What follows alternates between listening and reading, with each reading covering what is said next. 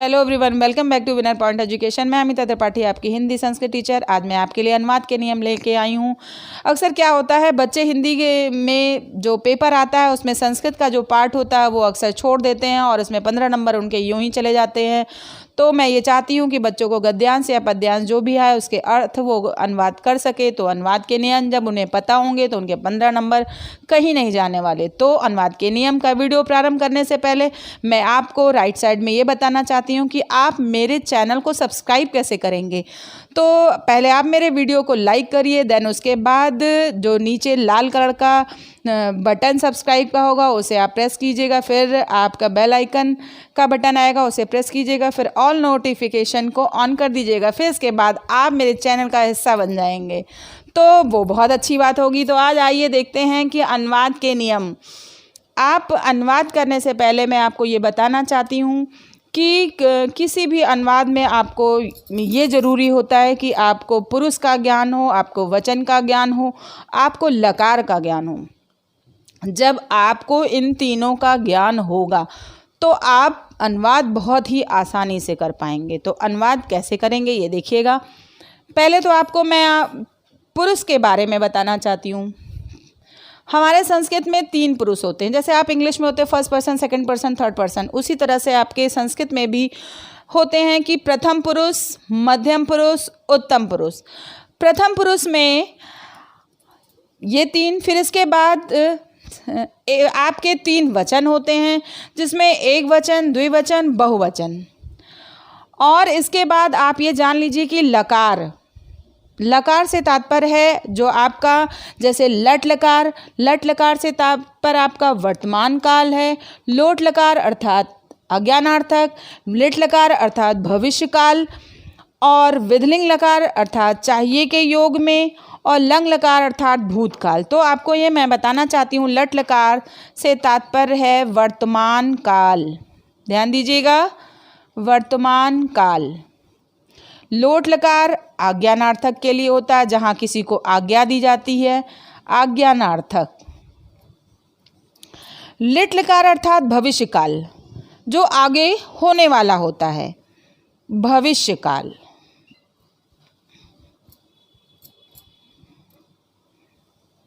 फिर है आपका विधिलिंग लकार। विधिलिंग लकार माने चाहिए के योग में। जैसे आपसे कहा गया आपको पानी पीना चाहिए, समय से उठना चाहिए, खाना चाहिए, पीना चाहिए, तो चाहिए के योग में, योग में। लंग लकार आपका भूतकाल होता है। तो इन 5 लकारों से आपको पहले ये समझना होगा कि जैसे आपने पठ धातु के रूप ले लिया, तो मैं पठ धातु के रूप पहले बताना चाहूँगी। पठति, एक वचन में ये है पठतः, पठन्ति। ये हुआ आपका प्रथम पुरुष। पठति, पठता, पठन्ति। पठसि, पठथा, पठत। पठामि, पठाव, पठामि, पठाव, पठामः। अब हमने आपको बताया कि प्रथम पुरुष, मध्यम पुरुष, उत्तम पुरुष 3 पुरुष होते हैं। संस्कृत में 3 वचन होते हैं, हिंदी में 2 होते हैं, एक वचन और बहुवचन। लेकिन संस्कृत में हमारे 3 वचन होते हैं, एक वचन, द्विवचन, बहुवचन। अब एक वचन में सबसे पहले हमारा प्रथम पुरुष क्या क्या है? सह। सह माने देखिएगा क्या है, सह माने वह, तो माने वे दोनों, ते माने वे सब, त्वम माने तुम, जिसे हम आपके लिए भी प्रयोग करते हैं। युवाम माने तुम दोनों, यूयम माने तुम सब, अहम माने मैं, अवाम माने हम दोनों, वयम माने हम सब, बहुत से लोगों के लिए प्रयोग होता है। तो प्रथम पुरुष में क्या क्या आता है? सह माने वह, तो माने वे दोनों, ते माने वे सब, त्वम माने तुम, युवाम माने तुम दोनों, यूयम माने तुम सब, अहम माने मैं, आवाम माने हम दोनों, वयम माने हम सब। तो जब ये आपको पता होगा और आपको रूप, अब ये जो रूप मैंने लिखा है ये धातु रूप कहलाते हैं। शब्द रूप विभक्तियों में होते हैं बटे हुए, और धातु रूप 5 लकारों में, वैसे तो लकार 10 होते हैं लेकिन अक्सर हम अनुवाद के नियम में ये सब प्रयोग करते हैं।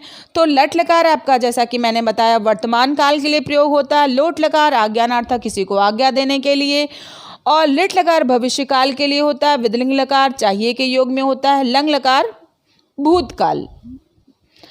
तो हम देख लेते हैं, अगर हमें बनाना है, जैसे मैंने कहा कि वह पढ़ता है, तो हम बनाएंगे सह पठति। तो माने वे दोनों पढ़ते हैं, तो बनाएंगे तो पठतः। वे सब पढ़ते हैं, ते पठन्ति। स पठति, तो पढ़ता, ते पठन्ति। ये आपका किस पुरुष के लिए हो गया? प्रथम पुरुष के लिए। अब इसी तरह से हम मध्यम पुरुष का बना लेते हैं। मध्यम पुरुष में आप क्या आते हैं? त्वम, युवाम, यूयम। त्वम, जैसे मैंने कहा तुम पढ़ते हो, तो हम करेंगे त्वम पठसि। तुम दोनों पढ़ते हो, युवाम पठथः, यूयम पठथ। इसी तरह से हम उत्तम पुरुष का बनाएंगे।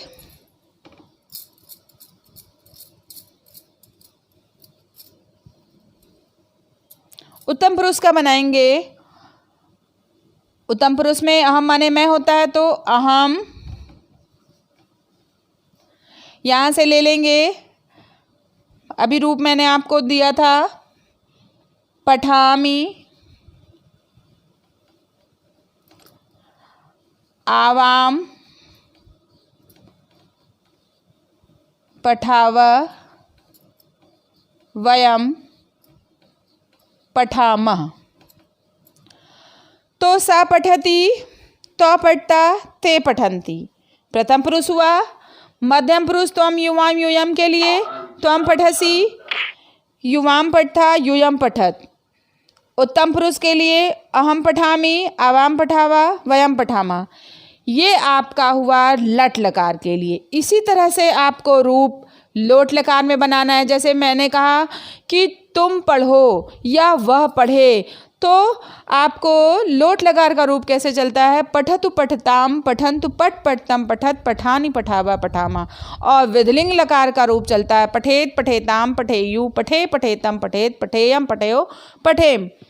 तो इसी तरह से सारे रूप आप इसके द्वारा, जब आपको रूप याद होंगे, धातु रूप इसी तरह से, जैसे पठ धातु का रूप बना है, इसी तरह से लिख धातु का रूप, लिखत लिखता लिखन, लिखस लिखता लिखत, लिखामि लिखावा लिखामा। इसी तरह से गम धातु का गच्छति गच्छता गच्छन्ति, गच्छसि गच्छता गच्छत, गच्छामि गच्छावा गच्छामा। तो सारे धातु रूप, नि धातु का नि माने ले जाना, लिख धातु, पठ धातु, गम धातु, मतलब हर धातु के द्वारा आप इसको बना सकते हैं। तो सबसे पहले आपको ये इसकी ज़रूरत है कि आपको पुरुष का ज्ञान होना चाहिए, वचन का ज्ञान होना चाहिए, सारे लकार के बारे में पता होना चाहिए, तो आप आसानी से बना सकते हैं। और दूसरी चीज़, आपको विभक्तियों का ज्ञान होना ज़रूरी है।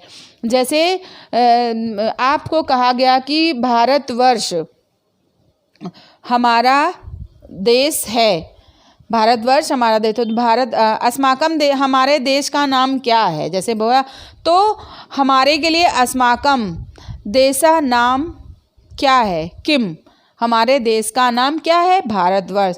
तो लिखेंगे अस्माकम देशा नाम भारतवर्षा अस्ति, या भारतवर्षा ही खाली। तो ये आपके अनुवाद के नियम हैं। फिर मैं आपको अगले वीडियो में फिर मिलूँगी। तब तक के लिए धन्यवाद।